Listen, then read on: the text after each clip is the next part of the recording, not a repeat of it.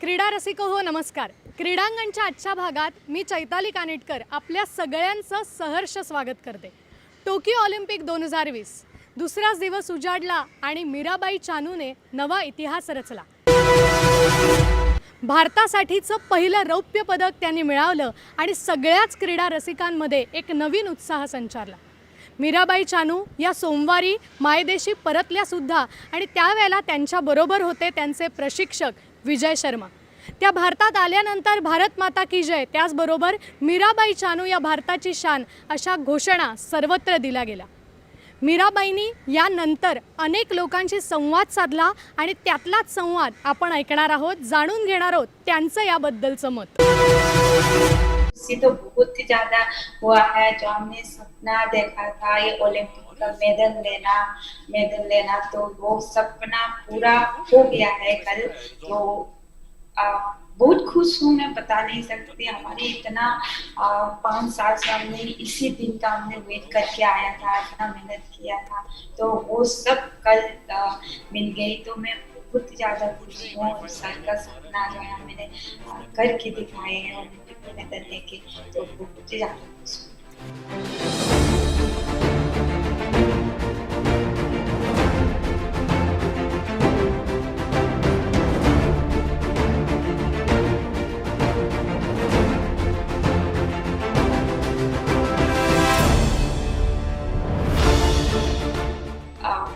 Mummy से मिलने का भी और पूरा फैमिली मिलने का बहुत भी मन कर रहा है. मैं सोच रही हूँ सीधा मणिपुर ही चले जाऊँ. तो बहुत मिस कर रहे हैं बहुत जल्दी जाने का.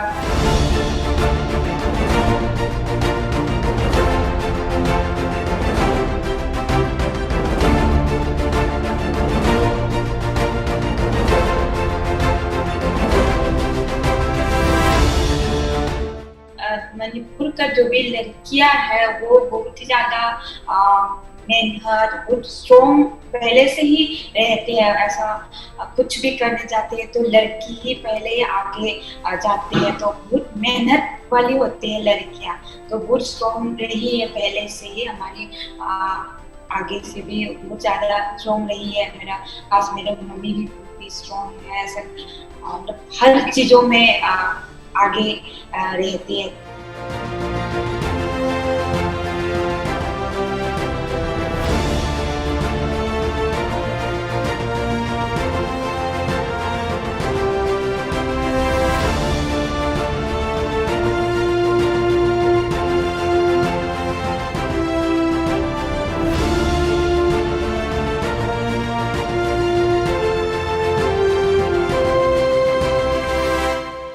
मैंने इतना मेहनत किया था, उसी टाइम में भी मेरा फर्स्ट रियो ओलंपिक थे, तो इसीलिए मैं नर्वस भी ज़्यादा हुआ. तो मैंने किया था, उसी में भी मैंने जो भी ट्रेनिंग भी किया था ऐसे ही सेम किया. और तो मेरा भी मेडल थी रियो में, पर उसी दिन मेरा लकी नहीं हुआ, उसी दिन मेरा दिन नहीं थी, तो इसलिए मैं नेचुरली मैं मेडल नहीं ले पाया. फिर दुखी तो मैं बहुत दिन तक रही थी कि कुछ खाने पीने का मन नहीं कर रहा था कि इतना मेहनत करने की बात में क्यों ऐसा हुआ, ऐसा सोचने में ही लगी थी मैं.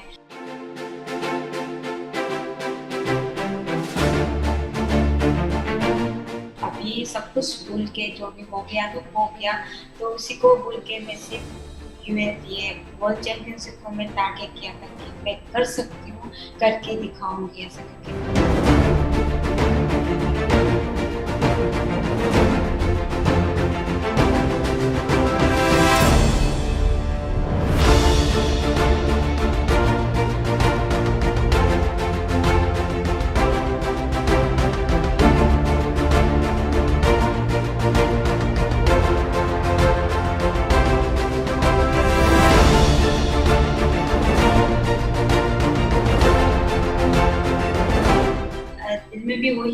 मैं अभी इसी से ख़त्म नहीं हुआ है।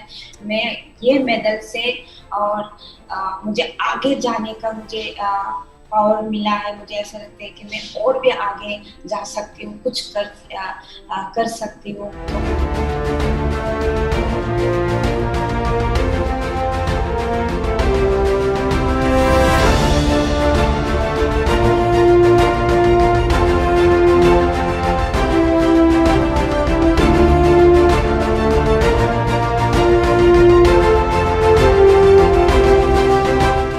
तो वही है, मुझे सपना ही लगे कि सर ने मुझे कॉल करके बधाई दे, तो ये बहुत बड़ी बात है मेरे लिए। पूरा सपना जैसा ही लगते हो। And Silver medalist, India, 銀メダリストインド Chanu Saikom Mirabai.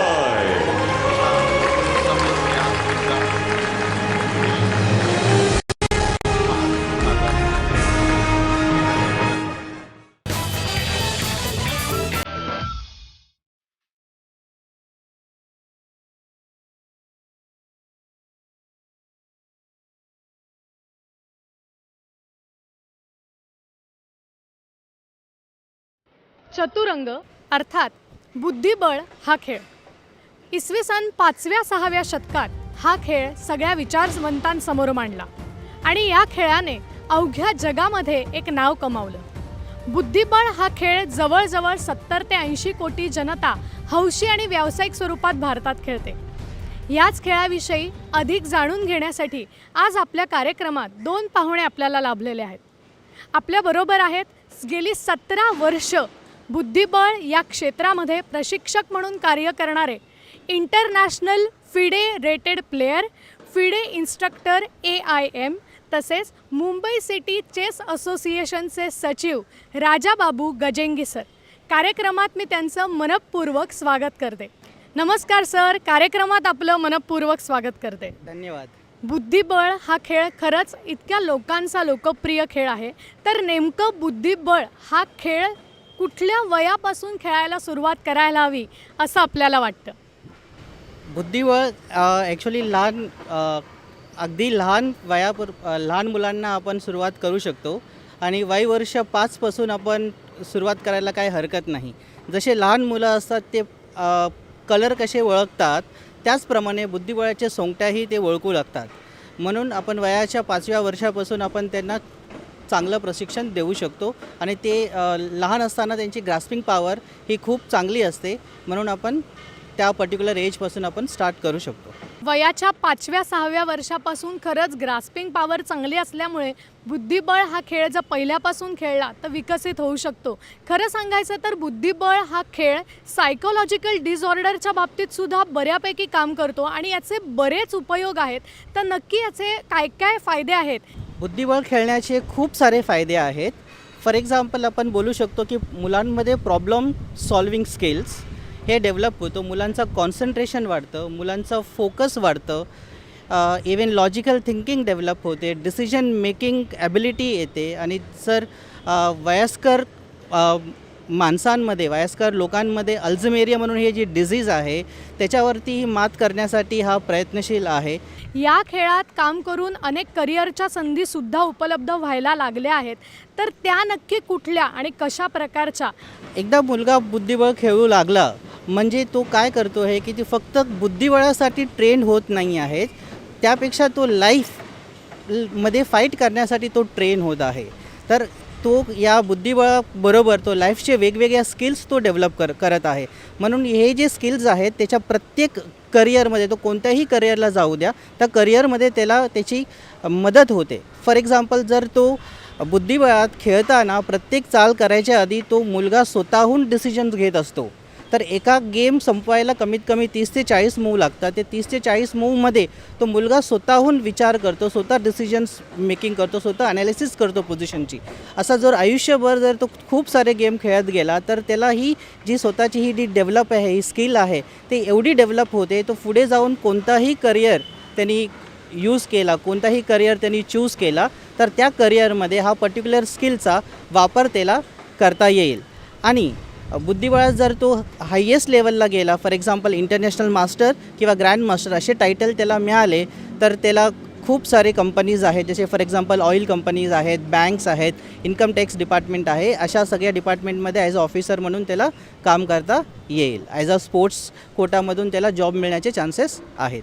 या खेळासाठी असलेलं करिअर तर उत्तम आहेच आणि याचे अनेक उपयोग आहेत. खरं तर चतुरंग म्हणजे घोडे, हत्ती, रथ असं जे युद्धातली युद्धनीती आपण म्हणतो त्याला आपण चतुरंग म्हणतो आणि तोच हा खेळ. हा खेळ खेळल्यानंतर असंख्य अशा करिअरच्या वाटा आपल्याला उपलब्ध होणार आहेत. तसंच या खेळाच्या स्पर्धा साधारणपणे कुठल्या वयापासून सुरू होतात? हे जे स्पर्धा आहेत ते वेगवेगळ्या वयोगटात स्टार्ट असतो. फॉर एक्झाम्पल डिस्ट्रिक्ट सिलेक्शन झाले किंवा state selections, national, even international हे जे स्पर्धा आहेत वयाच्या 6व्या वर्षीपासून सुरुवात होते. वयाच्या 6व्या वर्षी नॅशनल स्कूल्स म्हणून अशा स्पर्धा आहेत, स्टेट स्कूल्स वगैरे आहेत.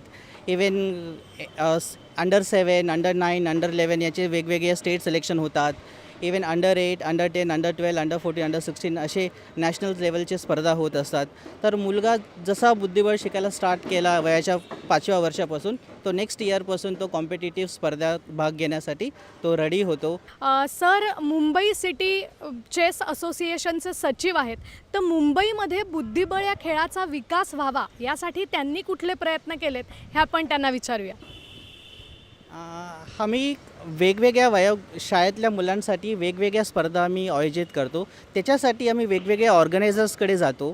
For example ideal sports academy झाली, सह्याद्री फाउंडेशन झालं, असे वेगवेगळ्या आहेत, RMMS झालं, अशा वेगवेगळ्या संस्था आहेत. ते आम्हाला पुढे येऊन मदतीचा हात देतात. त्यामुळे आम्ही काय करू शकतो, वर्षातले प्रत्येक रविवारी आम्ही मुलांसाठी वेगवेगळ्या वयोगटात बुद्धिबळ स्पर्धा आम्ही मुंबईत चालू ठेवतो आणि त्या पद्धतीने आम्ही बुद्धिबळ प्रमोट होण्यासाठी प्रयत्न करतो.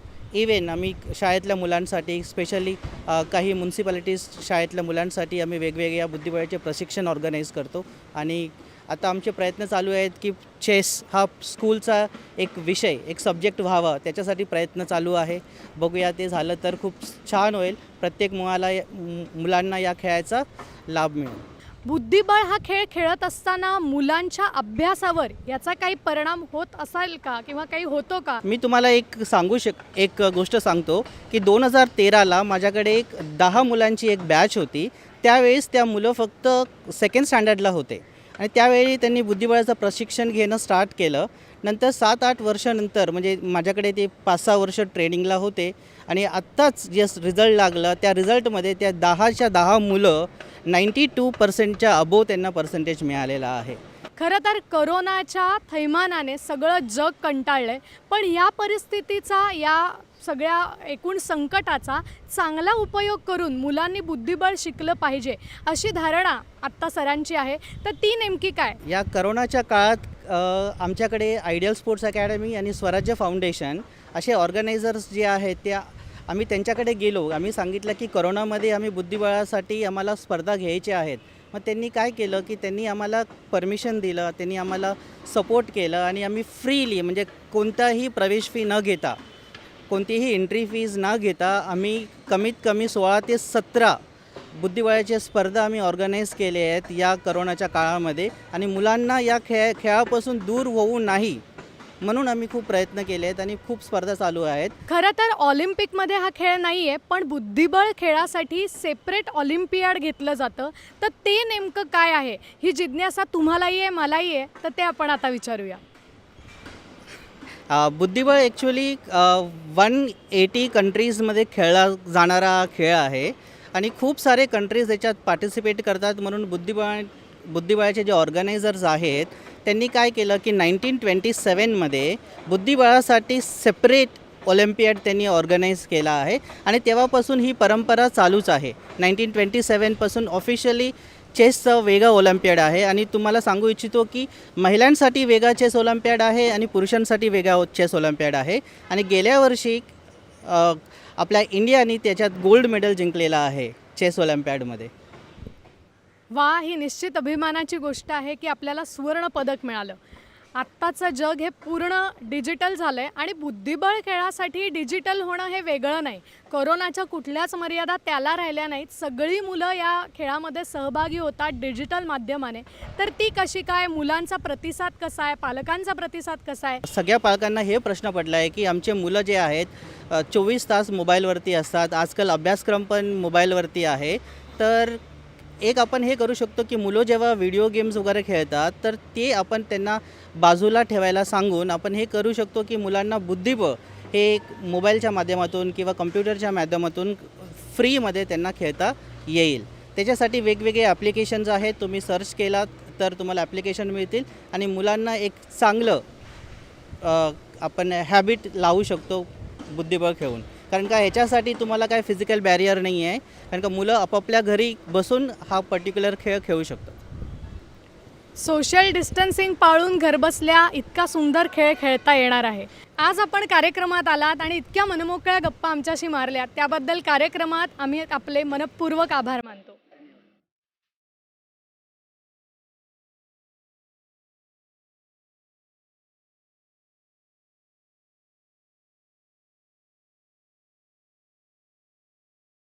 वेळ झाली आहे पुन्हा एकदा छोट्याशा विश्रांतीची. ब्रेकनंतर आपण भेटणार आहोत स्वराज्य फाउंडेशनचे संस्थापक आणि अध्यक्ष, टिंग टॉंग या ॲपचे सर्वेसर्वा, आयडियल स्पोर्ट्स अकॅडमीचे सल्लागार उदय पवार यांना.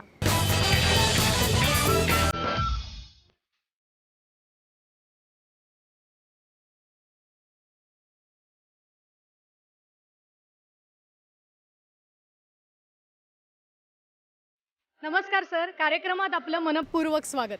बुद्धिबळ हा खेळ याविषयी आपण बोलतोय आणि आपण स्वराज्य फाउंडेशनचे संस्थापक त्याचबरोबर अध्यक्ष देखील आहात. बुद्धिबळ हा खेळ शालेय स्तरावर यावा याच्यासाठी नेमके कोणकोणते प्रयत्न होत आहेत? बुद्धिबळ हा माझा लहानपणापासून आवडीचा विषय होता. पण काही व्यावसायिक कारणामुळे मी नंतर व्यवसायामध्ये उतरत गेलो आणि मग त्या खेळाकडे आणि त्या विषयाकडे माझं थोडंसं दुर्लक्ष गेलं. आणि जसं दुर्लक्ष गेल्यानंतर व्यवसायात पुढे जात असताना अचानक मला आयडियल स्पोर्ट अकॅडमी आणि त्याचप्रमाणे स्वराज्य फाउंडेशनमध्ये काम करायची संधी मिळाली. ज्या पद्धतीने मग माझा विषय होता, माझी इच्छा होती की आपण बुद्धिबळासाठी काहीतरी केलं पाहिजे. मग मी ideal sport club academy Raju sir, आपले लीलाधर चव्हाण आणि गोविंदराव मोहिते यांच्याबरोबर कॉर्डिनेट केलं. कारण ते बुद्धिबळासाठी समाजामध्ये खूपच वेगवेगळं परिवर्तन आणत होते. त्या परिवर्तनात आपण थोडासा सिंहाचा वाटा काय होईना छोटासा आपण केला पाहिजे. त्यामुळे मी तो थोडा प्रयत्न केला आणि बुद्धिबळामध्ये जास्तीत जास्त मुलांपर्यंत पोचवण्यासाठी, ऑर्गनाईज करण्यासाठी ज्या ज्या गोष्टी उपयोगी लागतात, ज्या काही वस्तू लागतात, ज्या काही साधनक्रम लागतात, ज्या आर्थिक मदती लागतात, त्या मी जास्तीत जास्त देण्याचा प्रयत्न केला. शालेय स्तरावरती BMCच्या असंख्य शाळांमध्ये वेगवेगळ्या पद्धतीने या खेळाचा प्रचार प्रसार त्यांनी केला आणि स्पर्धांमध्ये मुलांना अक्षरशः खेचून आणलं. तर या BMCच्या शाळांमधलं यांचं कार्य कसं आहे? शालेय बुद्धिबळ आपल्या मुंबईतल्या महानगरपालिकेच्या बऱ्याचशा ज्या शाळा आहेत त्या शाळेमध्ये प्रत्येक शाळेला भेटून आम्ही त्या मुलांसाठी ऑर्गनाईज करण्यासाठी प्रयत्न केला. आणि मग मुलांना म्हणजे ज्या मिडियम क्लास घराण्यातली मुलं आहेत त्यांना बुद्धिबळ समजावं, शिकावं, करावं, खेळावं आणि त्या स्पर्धेमध्ये भाग घ्यावा यासाठी आम्ही जास्तीत जास्त गेले 2 वर्ष शालेय मुलांसाठी प्रयत्न केला बुद्धिबळासाठी. स्वराज्य संस्था ही जी आहे ती वेगवेगळे उपक्रम राबवतेच, खेळाव्यतिरिक्त अन्य सामाजिक उपक्रमसुद्धा त्यांचे मोठ्या प्रमाणावर आहेत. तर ते कुठले सामाजिक उपक्रम आहेत हे आता आपण त्यांना विचारणार आहोत. स्वराज्य फाउंडेशन गेले 2009 पासून विविध सामाजिक क्षेत्रामध्ये कार्य करत आहे. लॉकडाऊनमध्ये जसं खेळावर बंधन आलं तसं लोकांच्या नोकऱ्या आणि व्यवसायावर पण बंधन आलं. त्याच्यामुळे अन्न हा विषय जो महत्त्वाचा आला त्यासाठी आम्ही गेले 10 ते 20 दिवस दररोज 200 लोकांना अन्नदान केलं. काही मेडिकल कॅम्प घेतल्या, रक्तदान शिबिरं घेतल्या आणि त्यामध्ये आपण जे काय समाजासाठी आणि लोकांसाठी करता यावं यासाठी स्वराज्य फाउंडेशन नेहमी तटस्थ राहिलं आणि ते करत राहिलं. आणि त्या पद्धतीने आम्ही लोकांना उत्स्फूर्त प्रतिसाद दिला आणि विविध क्षेत्रातून आम्हाला त्याचं गुणगान गायलं गेलं आणि लोकांना खूप गोष्टी आवडल्या आणि लोकांनी खूप चांगला सपोर्ट करून आम्ही खूप समाजासाठी काहीतरी करण्याचा छोटासा काही नाही प्रयत्न केला. आयडियल स्पोर्ट्स अकॅडमीचे सुद्धा सर सल्लागार आहेत आणि आत्ता चेसच्या बऱ्याचशा टुर्नामेंट झाल्या. तर त्या नेमक्या कशा पार पडल्या? क्रीडा हा विषय कुठेतरी आपण मोठ्या लेवलला पोचवलं पाहिजे. पर मी बोलत नाही की क्रीडा विषय मोठ्या लेवल नाही, पण तो छोट्या लोकांना मोठ्या लेवलला पोहोचवण्याचं काम आयडिया स्पोर्ट क्लब नेहमी करत राहते. आणि गेल्या लॉकडाऊनमध्ये म्हणजे बुद्धिबळ हा त्यांचा खूप आवडीचा विषय आहे आयडिया स्पोर्ट क्लबचा. गेल्या लॉकडाऊनमध्ये 2 वर्षात 16 टुर्नामेंट आयडिया स्पोर्ट क्लबनी ऑनलाईन स्पर्धा आयोजित केली. पूर्ण इंटरनॅशनल लेवल, आंतरराष्ट्रीय लेवल, राज्यस्तरावर, शालेय शिक्षण स्तरावर गल्लोगल्ली असे विविध पद्धतीने त्यांनी स्पर्धा आयोजन केली. आत्तापर्यंत नाही बोलता तरी एक 3 ते 4 हजार मुलांनी ह्या स्पर्धेमध्ये भाग घेतला आणि त्या मुलांनी पारितोषिकं वितरण केली. आयडियल स्पोर्ट्स अकॅडमीला भविष्यातही अनेक उपक्रम राबवण्याची इच्छा आहे, तर ते त्यांचे नेमके उपक्रम काय असणार आहेत हे आपण विचारूया. आयडिया स्पोर्ट महापौर चषक आम्ही ऑर्गनाईज करणार आहोत काही दिवसात, पुढच्या 2 महिन्यात.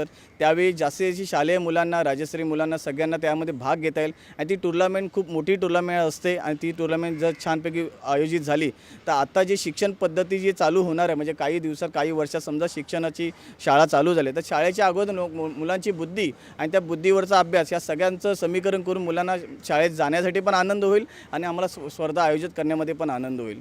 खरं सांगायचं तर आत्ता स्थानिक स्तरावरती बुद्धिबळ मुलांना मिळावं यासाठी तर हे प्रयत्न करताच आहेत, पण टुर्नामेंटमध्ये राष्ट्रीय स्तरावर सुद्धा असंख्य राज्यातली मुलं या खेळांमध्ये सहभागी झाली.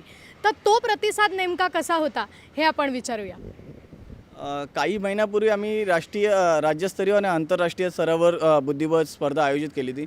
आम्हाला आनंद वाटतं की 560 मुलांनी त्या स्पर्धेमध्ये भाग घेतले होते. गुजरात, अहमदाबाद, गडचिरोली, महाराष्ट्र वेगवेगळ्या ठिकाणाची मुलं त्या स्पर्धेमध्ये भाग घेत होती. आणि बरेच दिवस त्यांचं खूप चुरस चालू होतं, खूप अभ्यास चालू होतं, खूप स्टडी चालू, खूप लोकांचे प्रश्न येत होते. आणि त्याचबरोबर पालकांचे काही प्रश्न येत होते. पालकांना त्या प्रश्नांची काही उत्तरं हवी होती, मुलांना काही प्रश्न होते त्यांची उत्तरं हवी, त्या देण्याचा आयडिया स्पोर्ट क्लबनी नेहमी प्रयत्न केला. आणि 560 विद्यार्थ्यांनी त्यामध्ये भाग घेऊन ती टुर्नामेंट यशस्वी पार केली. खूप आनंद वाटला की लॉकडाऊनमध्ये पण आपण अशी आंतरराष्ट्रीय टुर्नामेंट घेऊन लोकांना प्रतिसाद दिला आणि मुलांचं ध्येय धोरण किंवा बुद्धिमत्ते जी बुद्धी वाढवण्याची देवता आहे ती वाढवण्याचा आयडिया स्पोर्ट क्लबने आणि स्वराज्य फाउंडेशन छोटासा प्रयत्न केला. वा, खूप छान त्यांचं हे काम आहे. खरं सांगायचं तर सर हे स्वराज्य संस्थेचे, स्वराज्य फाउंडेशनचे अध्यक्ष आहेत, संस्थापक आहे. त्याचबरोबर आयडियल स्पोर्ट्स अकॅडमीचे सुद्धा ते सल्लागार आहेत. तर ही दोन्हीही भूमिका ते कशा पद्धतीने निभावतात, त्यामध्ये ते कशी सांगड घालतात, ते कार्य कसं करतात हे आपण विचारूया. पहिली गोष्ट, मी एक छोटासा व्यावसायिक आहे. व्यवसाय करत असताना आपण ज्या काय कमवलेल्या गोष्टी आहेत त्यातून आपण समाजाचं काहीतरी देणं लागतं. त्यामुळे ते देण्याची गरज आपल्याला भागते. आणि स्पोर्ट हा माझा चांगला विषय आहे आणि समाजसेवा माझा चांगला आवडता विषय आहे. त्यामुळे स्वराज्य फाउंडेशनच्या माध्यमातून आम्ही विविध लहान मुलांच्या क्रीडा स्पर्धा आयोजन करणे, मुलांना काही शैक्षणिक वस्तू देणे, मुलांना काही क्रीडा वस्तू वाटप करणे, त्याच पद्धतीने ज्येष्ठ नागरिकांचे मेडिकल कॅम्प घेणे, ज्येष्ठ नागरिकांचे काही आरोग्याच्या विषयी ऑपरेशन करणे, या सगळ्या गोष्टीवर स्वराज्य फाउंडेशन खूप नेहमी लक्ष देतं. आपण खूप छान कार्य करता आहात, यात काही वादच नाही. आणि आपण असंच कार्य पुढे सुरू ठेवा, जेणेकरून बुद्धिबळ या खेळाचा विकास होईल, नवीन नवीन खेळाडू तयार होतील आणि चांगल्या पद्धतीने त्यांचा व्यक्तिमत्व विकाससुद्धा होईल. आपण या कार्यक्रमात आलात आणि आम्हाला खूप छान माहिती दिलीत, त्याबद्दल कार्यक्रमात मी आपले मनपूर्वक आभार मानते.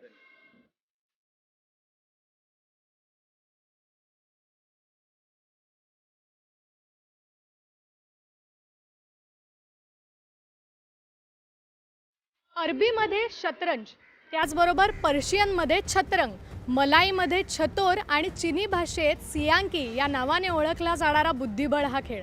या खेळाविषयी आजच्या भागात आपण छान माहिती जाणून घेतली. अशाच वेगवेगळ्या खेळांविषयी आणि ताज्या घडामोडींविषयी आपण पुढच्याही भागात जाणून घेणार आहोत.